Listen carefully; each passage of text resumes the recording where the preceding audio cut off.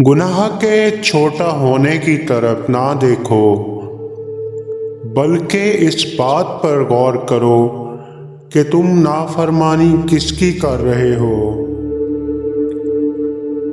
گناہ کے دوران موت کا نہ آنا اور گناہ کے بعد توبہ کی مہلت اللہ پاک کا بہت بڑا احسان ہے۔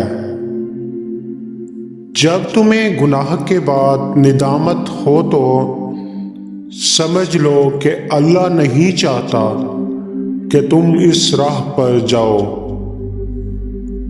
جب اللہ کا ذکر لوگوں کی بے لوث خدمت اور اللہ کی عبادت تمہیں سکون دینے لگے تو سمجھ جائیں کہ اللہ آپ سے راضی ہے۔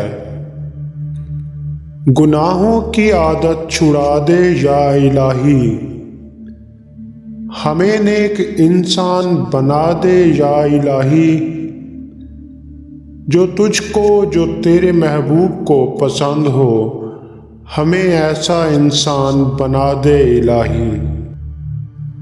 انسان گناہ کرنے کی وجہ سے جہنم میں نہیں جاتا، بلکہ گناہ پر مطمئن رہنے اور توبہ نہ کرنے کی وجہ سے جہنم میں جاتا ہے۔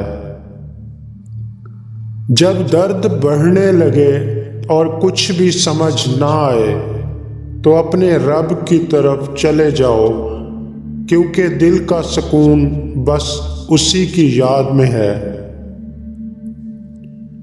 4 نشانیوں والی بابرکت عورتیں، نیک سیرت بادب ہو، رشتہ بھیجنا اور رشتہ ہونے میں آسانی ہو، جس عورت کا حق مہر آپ کے لیے آسان ہو، زیادہ عمر کی نہ ہو، بانجھ نہ ہو، بچے پیدا کر سکے۔